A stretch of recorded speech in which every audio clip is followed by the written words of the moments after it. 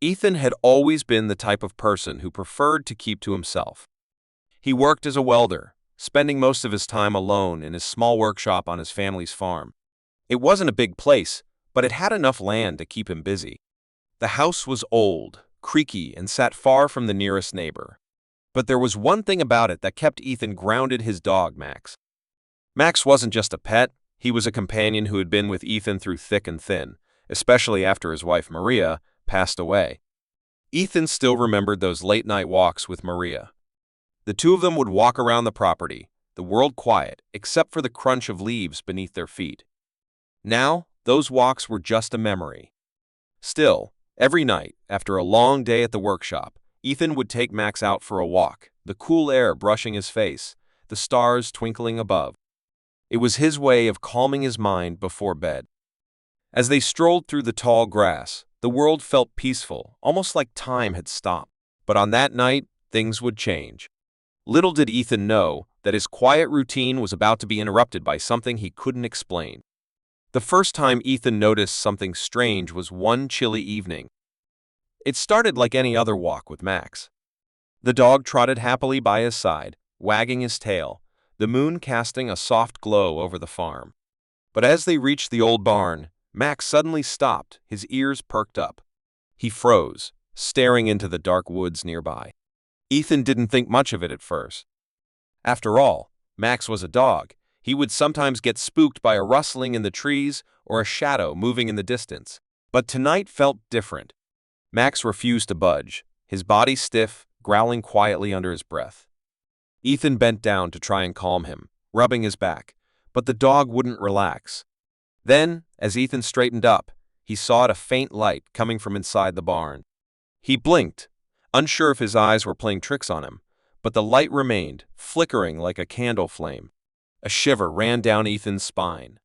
The barn hadn't had electricity in years, and there was no reason for a light to be shining from within. His heart began to race.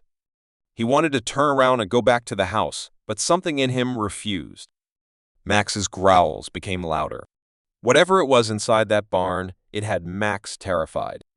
And that, more than anything, made Ethan feel like he had to investigate. Ethan had no idea what he was about to find when he stepped into the dusty attic. The old house had been in his family for years, but it was filled with so many forgotten things. As he searched through piles of boxes and crates, Max followed close behind, his nose sniffing everything in sight. Then, hidden under a torn blanket, Ethan saw something strange. A large wooden chest, covered in layers of dust. It looked out of place. It wasn't like any of the other junk scattered around. Ethan's heart beat faster as he knelt down to open it. When the lid creaked open, he gasped. Inside was a collection of old, yellowed papers, a few broken pieces of furniture, and a small, shiny metal box. But the strangest thing was the faint smell like something burned. He picked up the box, staring at it. It was locked tight, with no visible key. Max barked, wagging his tail excitedly, but there was an unsettling feeling in the air. Ethan could sense something important was inside, something that had been hidden for a reason. As he turned the box over in his hands, he noticed strange symbols etched into the metal. Ethan didn't know it yet, but this discovery would change everything. Leela had always been curious about the old, dusty letters her grandma kept hidden in the attic. But one day, while visiting her grandmother's house, she found something that changed everything. It was a letter, but it didn't look like any of the others. The handwriting was unfamiliar, and the envelope was sealed with a strange symbol. Leela's heart raced as she opened it. The letter inside was short but powerful. It spoke of a hidden family secret, one that had been kept locked away for decades. Leela couldn't believe what she was reading. The letter mentioned a betrayal that had torn the family apart, something her grandma had never talked about. Why was this secret kept hidden for so long? And why was it only now, in this moment, that Lila discovered it? As she held the letter in her hands, Lila felt like she was unlocking a piece of her family's past. She realized that this secret could change everything she thought she knew about her family and herself. Mia had always dreamed of flying first class, but when she arrived at the airport, her excitement quickly turned to disappointment. She was told there was no available seat, and she would have to settle for economy class. Mia felt crushed. She had saved for months, hoping this would be her special moment. But as she sat in the waiting area, she spotted a familiar face walking toward her. It was her father, Daniel, a man she never expected to see at the airport.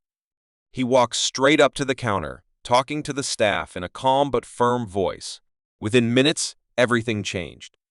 Daniel turned to Maya with a smile, and the agent handed her a first-class boarding pass. "Come on, kiddo, let's get you on that flight," he said, winking. Maya was stunned. She hadn't realized that her dad had been planning a surprise all along. This wasn't just a flight, it was a lesson in how far her dad would go to make her dreams come true. One night, as Emily was going through her grandmother's old things, she found something strange, a dusty box hidden beneath a floorboard. Inside, there was a dark, ornate mask. The mask was beautiful, but something about it felt off. It wasn't just the fact that it looked so ancient, it was the way it seemed to stare at her, almost as if it were alive. Curious, Emily showed the mask to her grandfather, Thomas. His face went pale the moment he saw it. He quickly took the mask from her and hid it in a drawer. "This is something you don't need to know about," he said in a voice that shook slightly. That night, Emily couldn't stop thinking about the mask. She started to wonder what made it so dangerous. The next morning, when she went to check the drawer, the mask was gone. Emily was left with more questions than answers. What had her grandfather known about it? And why was it hidden for so long? It was just a regular Tuesday when Sarah found the strange pen in the back of her dad's desk drawer. It looked old, but still in perfect condition. What caught her eye wasn't the pen itself, but the way it seemed to shimmer in the light. It felt like it was hiding a secret. Without thinking, Sarah grabbed a piece of paper and scribbled a quick note. "I wonder what this pen does." She set it down, walked away for a minute, and when she came back, her note was gone. A T first. Sarah thought it was just her imagination. But then, she noticed something strange. The ink wasn't just disappearing. It was being rewritten. The words were changing right before her eyes. She ran to her dad and showed him the pen, but he wasn't shocked. In fact, he looked worried. "I was hoping you wouldn't find it," he said quietly. "That pen is dangerous. It has the power to change reality itself."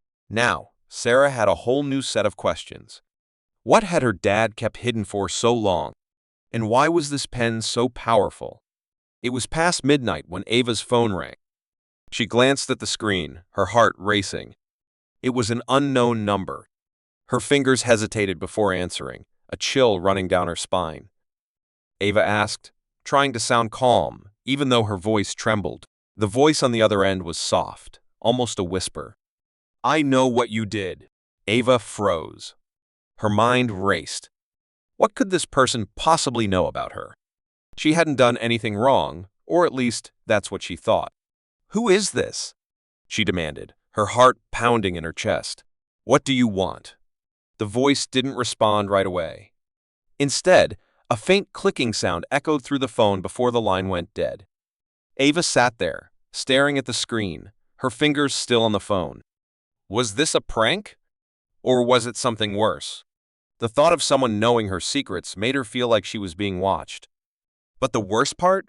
The voice didn't just sound familiar. It sounded like someone she knew. Sarah had always been curious about the old house her family had just moved into.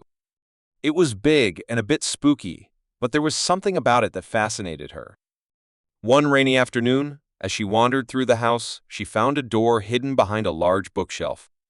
The door was old and rusty, as if no one had opened it in years.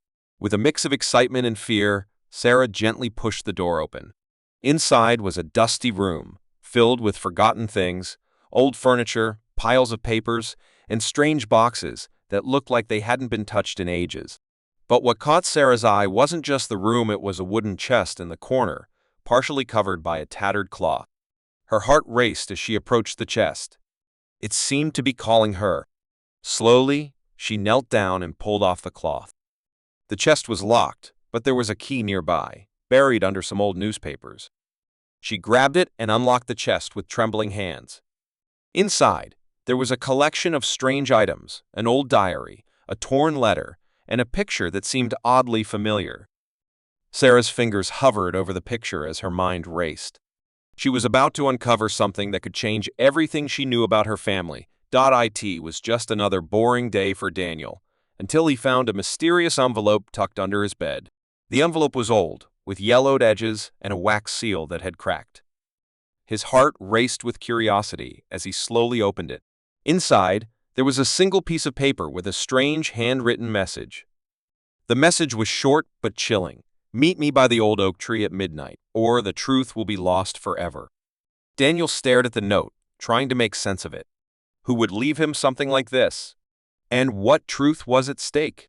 He had never heard of anything that involved a secret meeting at night, but something about the note felt urgent.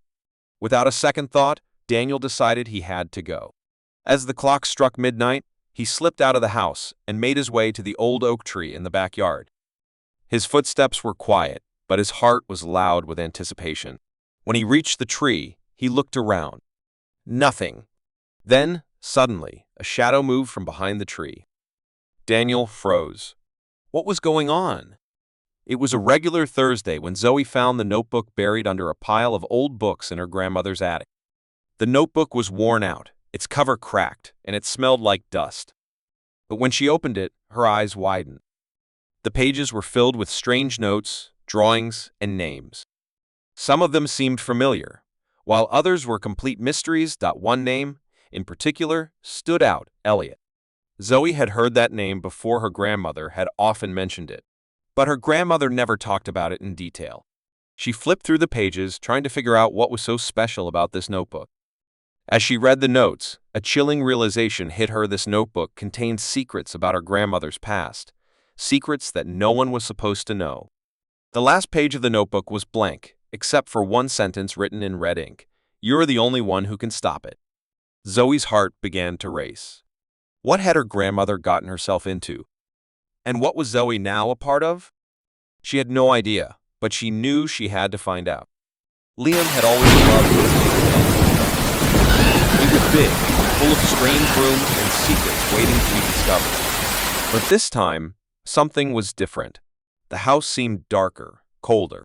As Liam wandered through the hallways, he felt like something was watching him. He reached the living room and stopped. A figure appeared in the window. At first, he thought it was just his reflection, but when he looked closer, it was someone else. A man.